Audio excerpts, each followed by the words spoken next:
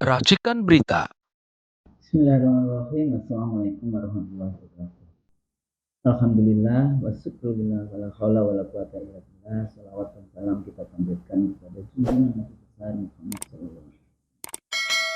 Alhamdulillah, di bulan yang baik ini, bulan Syawal, kita balik lagi menjadi fitri, begitu ya. Jadi kita juga sampaikan nih Bang Nursi kepada pemirsa setia IC dari Yusuf.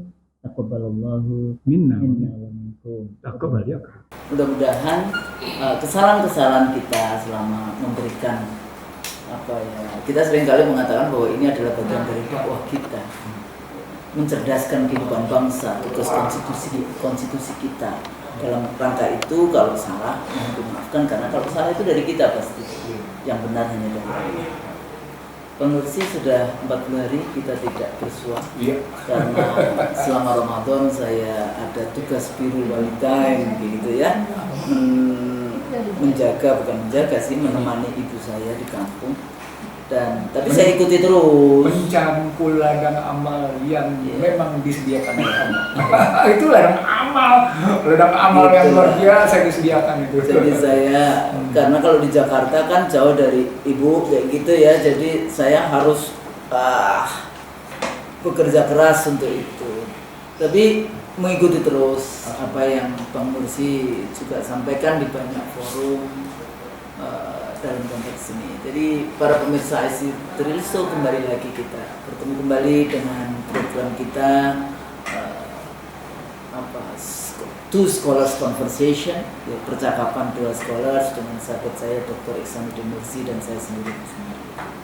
Nah, isu terakhir ini yang sangat ramai, saya sendiri di kelas Bang bicara tentang banyak sekali lah evaluasi dari kemenangan Trump ya di dalam pemilu 2024. Jadi barengan juga dengan Indonesia pemilu 2024. Beda bulan saja.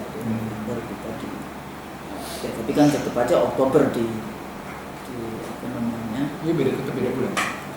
Sementara dia Januari, inaugurasinya Januari 2025. Tapi seperti biasa, Trump ini kan pemain jadi dia sangat menggunakan diksi-diksi, karena dia juga banyak menggunakan Twitter ya. Jadi kalimat-kalimat pendek yang kemudian dianggapnya itu membuat. Kalau saya sih biasa saja, kita udah kenal lah karakternya Trump itu seperti apa kayak itu. Atau di dalam konteks kalau kita bicara Amerika Serikat yang banyak sekali kalau kita ikuti di dalam percakapan kita, ya balik lagi kepada dasar dari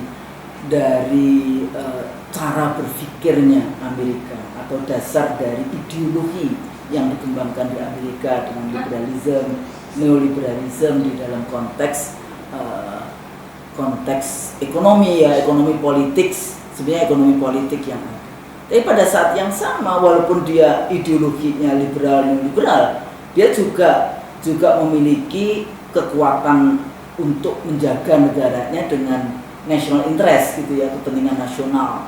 Nah, jadi kalau kita bahas Trump dengan dulu, sebetulnya sebelum Trump kan Obama yang American First kayak gitu ya, kembali lagi di situ. Bahkan dengan sebetulnya Amerika juga terkena dampak yang luar biasa kan, dengan kasus Gaza, kasus Palestina, ya, Israel, Ukraina dan seterusnya. Bahkan Eropa sendiri kan menganggap bahwa ini karena provokasi Amerika juga di dalam konteks itu.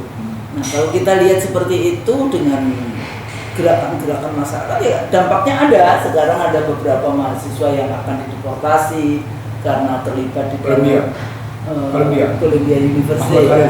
Ya, jadi ini juga isu-isu yang dihadapi oleh Trump dewasa ini. Tapi pada saat yang sama Trump masih kekeh di dalam konteks dia tetap membela posisi Zionis.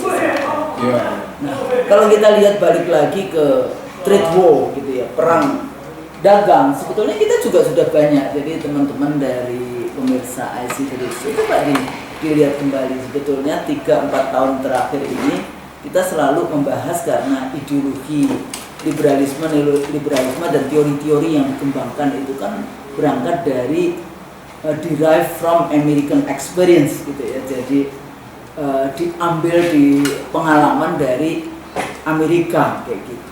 Nah, seringkali juga di dalam konteks kondisi theoretical perspektif kita bicara tentang liberalism, ya posisi kalau kita suka baca Gilpin and Gilpin gitu ya, international economic relation ya di dalam konteks itu ya.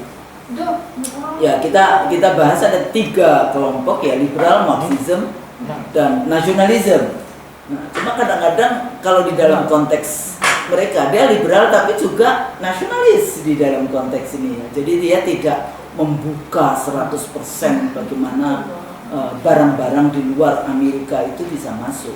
Bahkan banyak sekali yang Indonesia dari sejak zaman Soeharto dulu itu sebenarnya suffered gitu ya dengan persoalan-persoalan apa dulu sampai perjanjian antara Indonesia bisa mengekspor tekstil ke Amerika, tapi Amerika dia akan mengekspor film Hollywoodnya, bukan yang rating A lagi ya, film Hollywood yang kacau kayak gitu. Jadi Anda bisa bayangkan, yang satu itu tekstil, yang satu value yang disosialisasikan di dalam konteks itu. Nah, tapi kalau kita lihat Bang, di dalam saya baca di Policy Trump 2025 National Trade Estimate Report on Foreign Trade Barriers of the President of the United States on the Trade Agreements Program, betul banget ya mereka tuh. Setiap negara itu ada.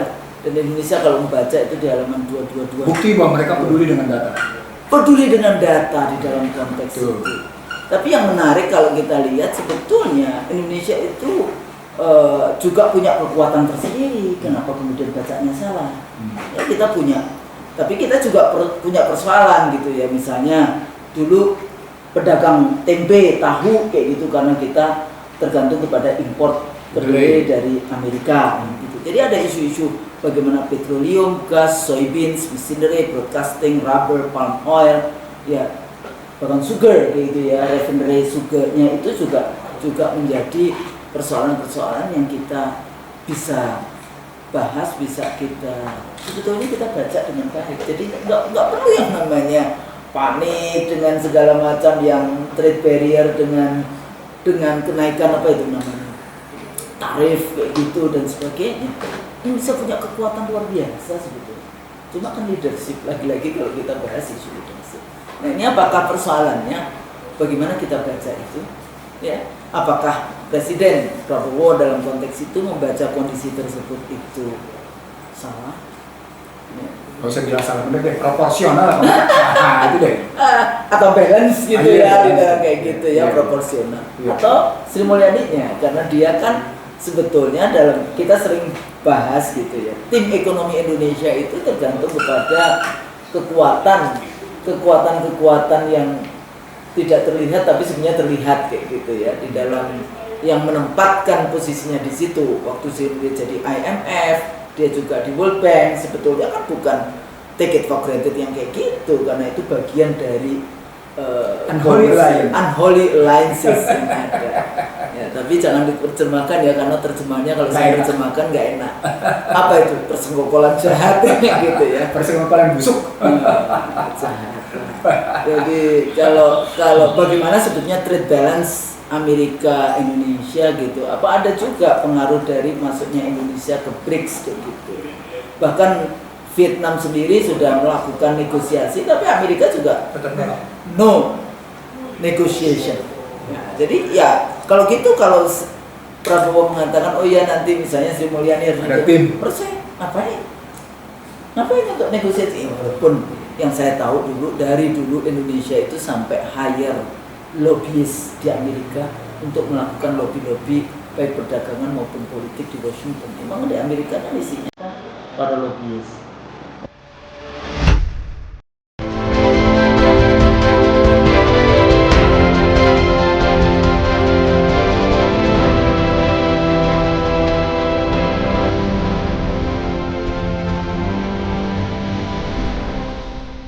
Racikan Berita